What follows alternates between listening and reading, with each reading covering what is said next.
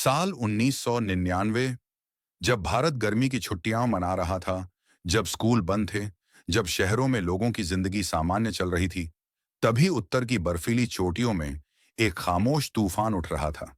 कारगिल की घाटियां, द्रास की चोटी, बटालिक के घुमावदार पहाड़, जहां दिन में सूरज दिखता है पर धूप गर्म नहीं होती और रात में ठंड इंसान की रूह तक जमा देती है।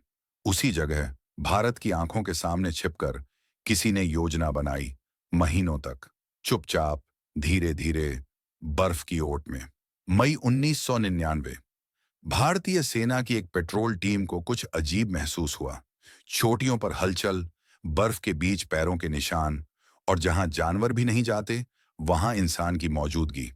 पहले लगा ये छोटे गुच्छे हैं, इक्का दुक्का घुसपैठिए, लेकिन धीरे धीरे हकीकत सामने आई।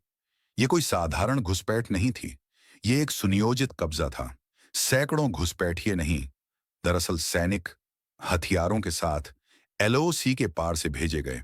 जब भारतीय जवान ऊपर पहुंचे तो देखा दुश्मन छोटी पर बैठा है, भारी हथियारों के साथ, बेहतर पोजीशन में, और नीचे हमारा रास्ता खुला हुआ। ऊपर से गोली, नीचे से बर्फ, बीच में भारतीय सेना, जिन्हें पता था यह लड़ाई आसान नहीं। फिर भी भारत पीछे नहीं हटा। ऑपरेशन विजय की घोषणा हुई और उसी पल भारत की किस्मत इन पहाड़ों तीन पर लिखी जाने लगी। जवानों के कंधों पर राइफलें ही नहीं थीं, बल्कि देश के करोड़ों लोगों की उम्मीदें थीं। रात रात भर बर्फ में सोना, दिन भर चढ़ना, कंधे में दर्द, पैर में छाले, चेहरे पर बर्फ के कट, और दिल में सिर्फ एक आवाज, हमें अपनी जमीन वापस लेनी है। ऊंचाई 16,000 फीट, ऑक्सीजन कम, सांस भारी, रास्ते खतरनाक, दुश्मन की मशीन गन ठीक ऊपर तैनात, लेकिन भारतीय सेना बढ़ती गई। हर रात झड़पें, हर सुबह धुआं, हर दोपहर गोले, और हर शाम कैजुअल्टी लिस्ट। फोन आते थे गांवों में, खबरें आती थीं टीवी पर, और माओं की आंखें भर आती थीं। देश जाग रहा था, लेकिन असली जागरूकता सीमा पर थी। उधर ऊंचाई पर वीरों का कारवां बढ़ रहा था। कैप्टन विक्रम बत्रा, जिन्होंने चोटियों पर कब्जा किया और कहा, ये दिल मांगे मोर। लेफ्टिनेंट मनोज पांडे, जो घायल होने के बाद भी आगे बढ़ते रहे। कई जवान ऐसे थे जिनके नाम अखबारों में नहीं आए, जिनकी तस्वीरें कहीं नहीं छपीं, जिन्हें कोई जानता भी नहीं, लेकिन उनका बलिदान इस जीत की नींव बना। उधर आसमान में भारतीय वायुसेना भी उतरी। पहाड़ पर 18,000 फीट की ऊंचाई पर एयर स्ट्राइक्स आसान नहीं थी, लेकिन फिर भी मिराज, MiG, Mi-17 ने ऐसा प्रहार किया कि दुश्मन की रीढ़ टूटने लगी। धरती पर सेना, आसमान में वायुसेना, और दिल में विजय। धीरे धीरे हर छोटी वापस ली जाने लगी।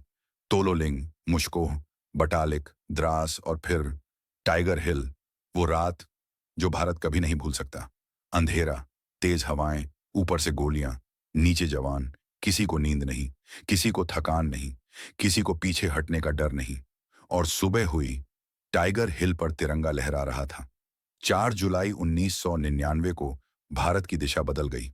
फिर 22 जुलाई, 24 जुलाई, 25 जुलाई, छोटियां गिरती गईं, पोजीशन खाली होती गईं, दुश्मन भागता गया, भारत आगे बढ़ता गया, और 26 जुलाई 1999 को भारत ने दुनिया को दिखा दिया कि भारत हार नहीं मानता। जीत मिली, सीमा सुरक्षित हुई, ऑपरेशन समाप्त हुआ, लेकिन इस जीत की कीमत थी। 527 भारतीय सैनिक हमेशा के लिए अमर हो गए। कई मां के बेटे, कई पिता के सहारे, कई पत्नियों की ताकत, कई बच्चों का भविष्य, सब उस सीमा पर रह गए। हर साल जब 26 जुलाई आता है, पूरा देश उन्हें याद करता है।